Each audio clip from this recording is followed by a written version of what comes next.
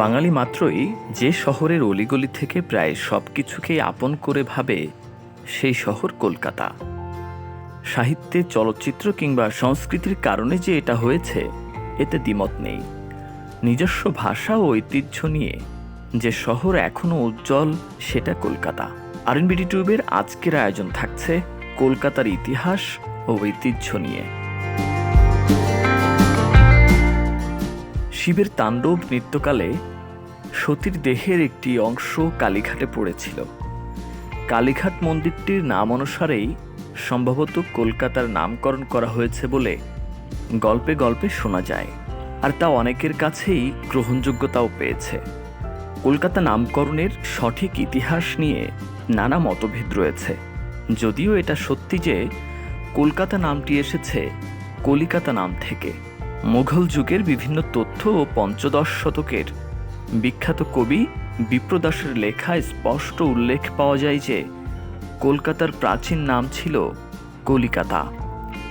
অনেকে বলে হিন্দু দেবী কালীর নাম থেকে কলিকাতা নামটি উদ্ভব, যার প্রকৃত নাম ছিল কালীক্ষেত্র, অর্থাৎ দেবী কালীর স্থান। তারপর ক্রমে কলিকাতা নামটি আসে। আবার কেউ মনে করেন কলিকাতা নামটি খাল ও কাটা অর্থাৎ খনন করা শব্দ দুটি থেকে উৎপন্ন হয়ে থাকতে পারে। এই অঞ্চলে কলিচুন ও দাঁতা বা নারকেলের ছোবড়া প্রচুর উৎপাদিত হতো, সেজন্যেই এই শহরের নাম হয়েছে কলকাতা, এমনটাও বলেন কেউ কেউ। সে যাই হোক, এ নগরীর গোড়াপত্তন তিনটি গ্রামকে ঘিরে। 1690 সালে কলিকাতা, সুতানুটি ও গোবিন্দপুর গ্রামের নাম অনুসারে কলকাতার নামকরণ।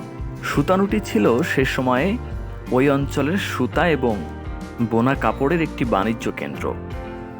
কলকাতার নিকটবর্তী চন্দ্রকেতুগড়ে প্রত্নতাত্ত্বিক খননকার্য চালিয়ে প্রমাণ পাওয়া গিয়েছে যে এই অঞ্চলটি বিগত 2000 বছরেরও বেশি সময়কাল ধরে জনবসতিপূর্ণ। মধ্যযুগীয় বাংলা সাহিত্যের একাধিক গ্রন্থে হুগলি নদীর তীরবর্তী কলিকাতা গ্রামের উল্লেখ পাওয়া যায়।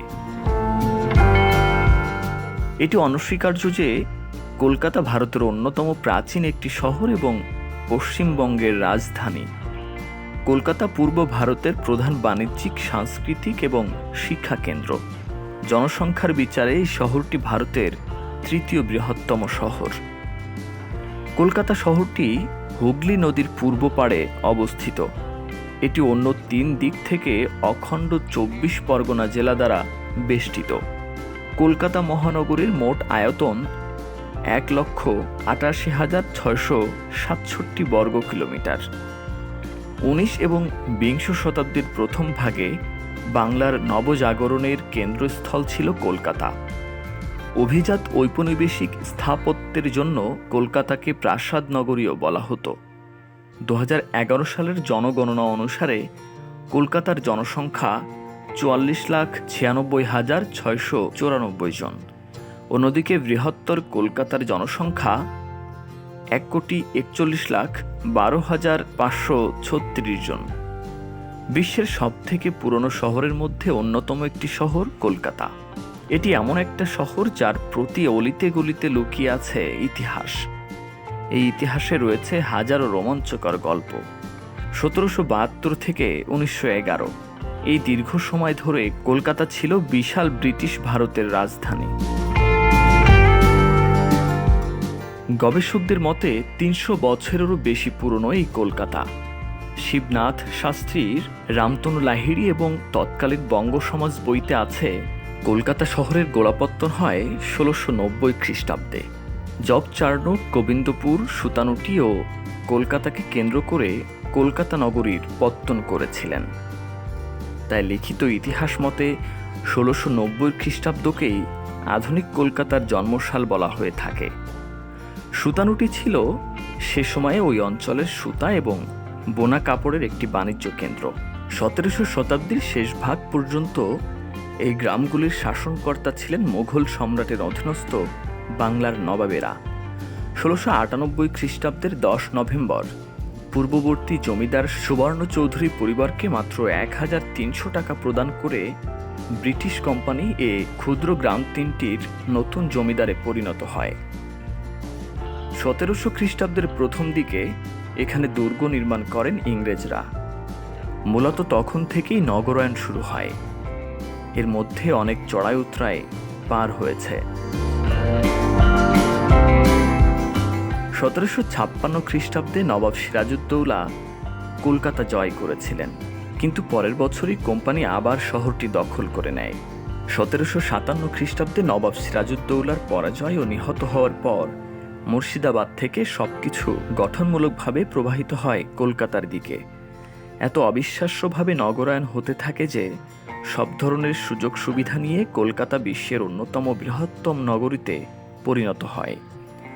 ফলাফলস্বরূপ 1773 খ্রিস্টাব্দে মুর্শিদাবাদ শহর থেকে স্থানান্তরিত হয়ে ব্রিটিশ ভারতের রাজধানীর গৌরব লাভ করে কলকাতা।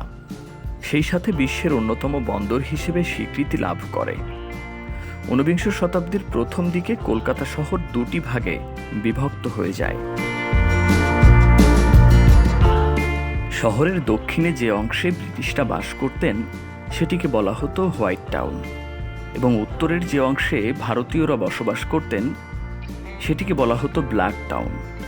19বিংশ শতাব্দীতে বাংলার নবজাগরণ নামে পরিচিত যে যুগান্তকারী সামাজিক ও সাংস্কৃতিক সংস্কার আন্দোলন বাঙালি সমাজের চিন্তাধারা ও রুচির আমূল পরিবর্তন ঘটাতে সক্ষম হয়েছিল, তার পটভূমিও ছিল এই কলকাতা শহর।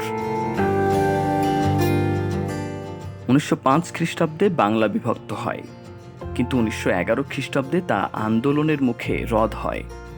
ইতিহাস ঘেঁটে দেখা যায় তখন ব্রিটিশ সাম্রাজ্যে লন্ডনের পরই কলকাতা দ্বিতীয় বৃহত্তম নগরী হিসেবে বিবেচিত হতো। 1912 খ্রিস্টাব্দে দিল্লিতে রাজধানী স্থানান্তর করা হয়। তখন শুধু অবিভক্ত বাংলার রাজধানী হিসেবে কলকাতা সচল থাকে। তখনও কলকাতার বিস্তৃতি ও বিভিন্ন রকম উন্নতি ক্রমবর্ধমান গতিতে এগিয়ে যেতে থাকে। 1923 খ্রিস্টাব্দে মিউনিসিপ্যাল অ্যাক্টের অধীনে কলকাতা পৌর সংস্থা স্থাপিত হয়। 1947 খ্রিস্টাব্দে ভারত স্বাধীনতা অর্জন করলে ব্রিটিশ বাংলা প্রেসিডেন্সির হিন্দু প্রধান পশ্চিমাঞ্চল পশ্চিমবঙ্গ নামে ভারতের একটি অঙ্গরাজ্যে পরিণত করে। তখন কলকাতায় রাজ্যের রাজধানীর মর্যাদা পায়। পরবর্তীতে রেল যোগাযোগ প্রবর্তনের মধ্য দিয়ে আধুনিক কলকাতার সূত্রপাত ঘটে। প্রাসাদনগর কলকাতার স্থাপত্যিক সম্পদ ব্যক্তি এবং সরকারি উভয় রকমই ছিল। এছাড়াও বহু দৃষ্টিনন্দন জায়গা ছড়িয়ে ছিটিয়ে রয়েছে এই কলকাতায়। তার মধ্যে বিশেষভাবে উল্লেখযোগ্য coffee House, Prinsep Ghat, Kalighat, Victoria Memorial, Botanical Garden, Aquatica, Science City, Rabindra Bharati Museum, Alipur চিড়িয়াখানা, Jorasanko Thakurbari, Howrah Bridge, Saint Paul's Cathedral, College Street সহ অসংখ্য নয়নাভিরাম স্থান। আর বিশিষ্ট ব্যক্তিত্বদের মধ্যে রবীন্দ্রনাথ ঠাকুর, অক্ষয় কুমার বড়াল, সত্যেন্দ্রনাথ বসু, সত্যজিৎ রায়, স্বামী অখণ্ডানন্দের মতো বিখ্যাত পণ্ডিত ব্যক্তির জন্মস্থান এই কলকাতায়। বন্ধুরা, আজ এ পর্যন্ত। সামনে নতুন কোনো তথ্য, নতুন কোনো ভিডিও থাকছে আপনাদের জন্য। সে পর্যন্ত সাবস্ক্রাইব করে সাথেই থাকুন।